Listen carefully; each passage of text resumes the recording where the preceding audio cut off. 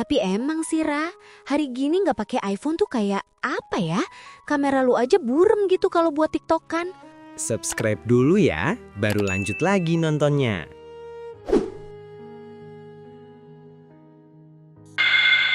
Astagfirullah, Surya, apa-apaan ini? Lu lihat itu, berantakan semua. Aduh, maaf banget. Tadi kaki saya keserempet palet kok. Saya bersihin sekarang kok. Saya kumpulin lagi. Bersihin? Itu beras super, Surya. Kalau udah kena lantai kotor begini, siapa yang mau beli? Hah? Lu mau tanggung jawab kalau pelanggan komplain? Potong gaji saya saja kok. Tolong jangan marah-marah. Saya beneran gak sengaja. Badan saya lagi agak kurang fit tadi. Gaji lu itu seberapa, mah? Buat ganti rugi 1 karung ini aja gak nutup. Lu itu udah tua, Surya. Kalau udah gak kuat mikul, bilang. Jangan malah bikin rugi dagangan orang. Capek gue lihat lu ceroboh terus. Saya mohon kok, jangan pecat saya. Anak saya, dia lagi butuh biaya. Saya janji besok-besok lebih hati-hati lagi. Saya bakal kerja lebih cepat kok. Tolong. Dengar ya, hari ini gue potong upah harian lu setengah. Sisanya buat ganti ini beras yang tumpah. Sekarang lu sapu itu sampai bersih, terus lanjutin sisa karung di truk depan. Kalau ada yang pecah satu lagi, lu angkat kaki dari sini tanpa pesangon. Paham? Paham kok. Terima kasih kok. Terima kasih masih kasih saya kesempatan.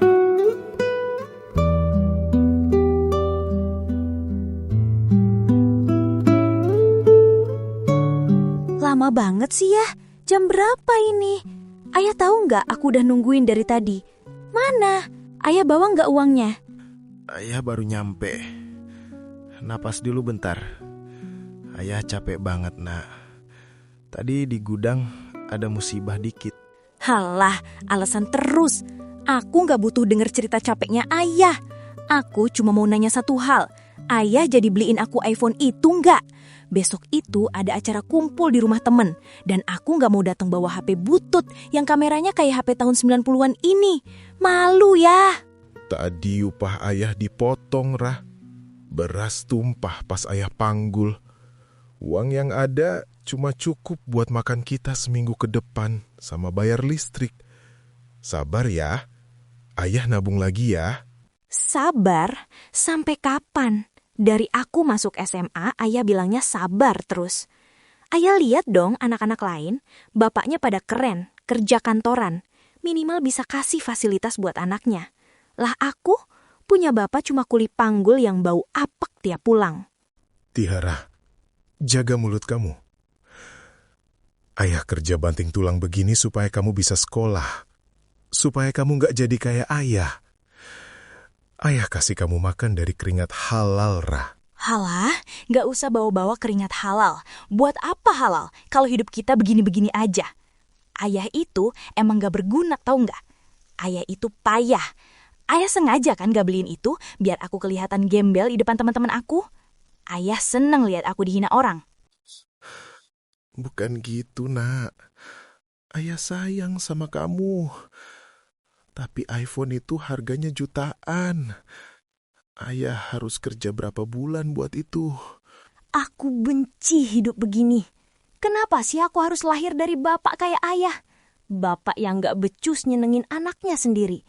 Kalau emang gak mampu punya anak, gak usah sok-sokan punya anak kalau cuma mau bikin menderita. Tiara, kamu tega ngomong gitu sama ayah? Iya, aku tega karena ayah juga tega biarin aku malu. Pokoknya terserah, kalau besok ayah nggak dapat itu barang, jangan harap ayah bisa lihat aku lagi di rumah ini. Cari aja anak lain yang mau punya bapak kuli kayak ayah.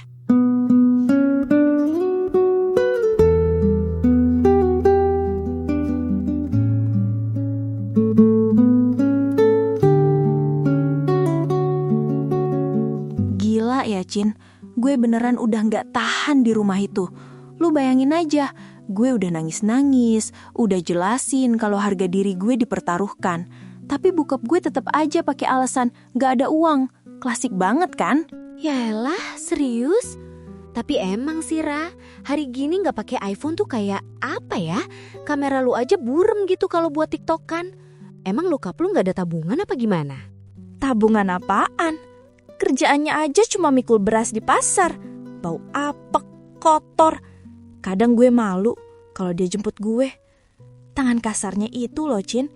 Ih, geli gue liatnya. Dia tuh orangnya kolot banget, gak paham tren. Pikirannya cuma makan, sama makan. Gue mah ogah hidup susah kayak dia. Dah, sabar ya Ra. Kalau gue jadi lu sih, gue udah kabur dari rumah. Capek punya bokap gak modal gitu. Nah, ini dia sasaran empuk.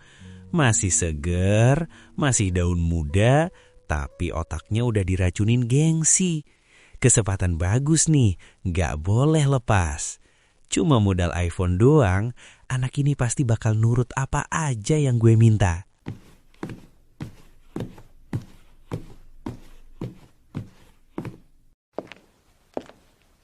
Maaf ya, saya nggak sengaja dengar obrolan kalian.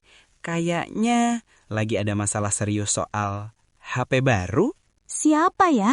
Om siapa? Tiba-tiba ikut campur. Sorry, saya cuma kebetulan dengar. Sayang banget ya, cewek cantik kayak kamu harus pusing cuma gara-gara iPhone. Padahal buat saya, harga iPhone itu nggak ada apa-apanya dibanding senyum manis kamu. Ra, gila, lihat jamnya. Mobilnya tuh yang di sana. Kayaknya orang kaya beneran nih. Saya punya banyak stok iPhone di rumah. Kalau kamu mau, sore ini juga kita bisa ambil satu. Warna apa aja yang kamu suka? Pink? Titanium? Terserah kamu. Serius, Om? Tapi syaratnya apa? Nggak mungkin gratis kan? Gampang, saya itu orang sibuk yang butuh teman.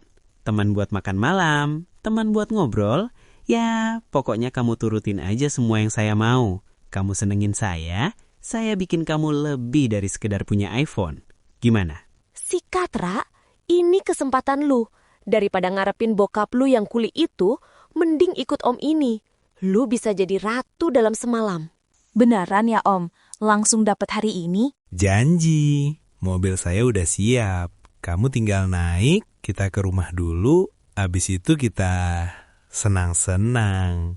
Mau? Oke, aku ikut. Lagian di rumah juga cuma bikin pusing dengar suara bokap yang batuk-batuk terus.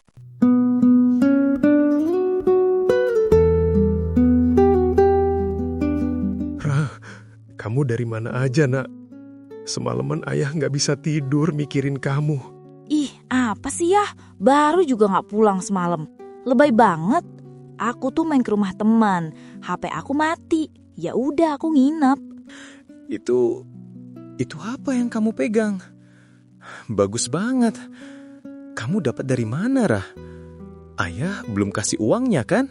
Kenapa? Kaget. Heran aku bisa dapat barang mewah tanpa perlu nunggu uang receh dari ayah. Ini hasil aku sendiri ya. Ada orang yang lebih peduli sama aku daripada ayah. Dia gak perlu mikir 2 kali buat kasih aku ini. Gak kayak ayah yang cuma bisa kasih janji-janji sampah. Rah, ayah ini bapak kamu. Ayah cuma takut kamu kenapa-napa. Siapa orang itu? Kamu dapat itu dengan cara apa?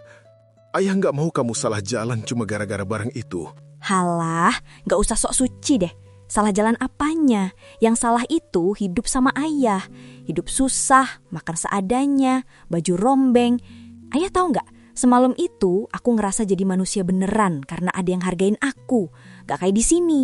Aku cuma ngerasa jadi beban karena ayah gak mampu. Istighfar, ayah sayang kamu. Ayah kerja sampai sakit begini itu buat siapa kalau bukan buat kamu? Aku benci lihat muka ayah yang selalu masang tampang melas begitu. Kalau emang ayah sayang, harusnya ayah seneng aku udah dapat HP ini. Bukannya malah interogasi kayak aku ini kriminal. Mending ayah diam, urusin aja itu batuk ayah yang berisik. Gak usah ikut campur urusan aku lagi.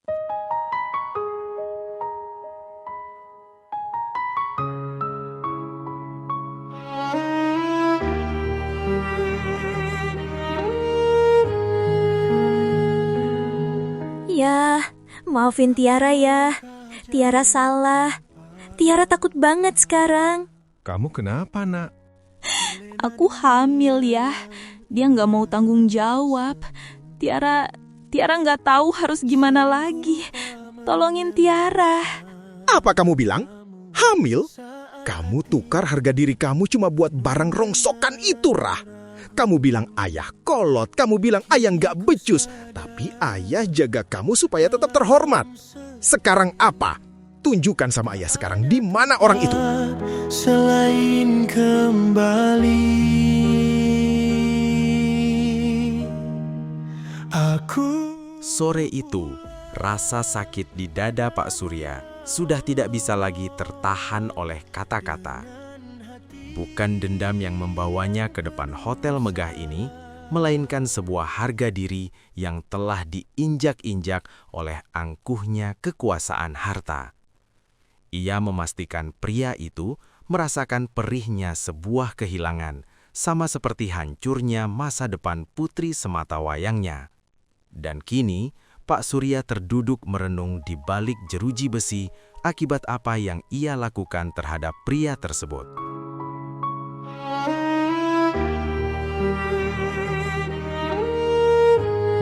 Ya, maafin Tiara ya.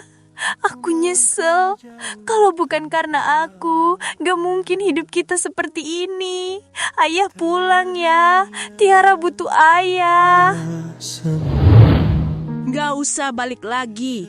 Udah nunggak 3 bulan, bapak lu masuk penjara, malah hamil pula. Malu-maluin kampung aja. Pergi lu. Aku bersujud dan berjanji, kan ku jaga iman ini. Bimbing aku di jalanmu hingga akhir waktuku. Banyak waktu yang terbuang dalam tawa dan kelayaan,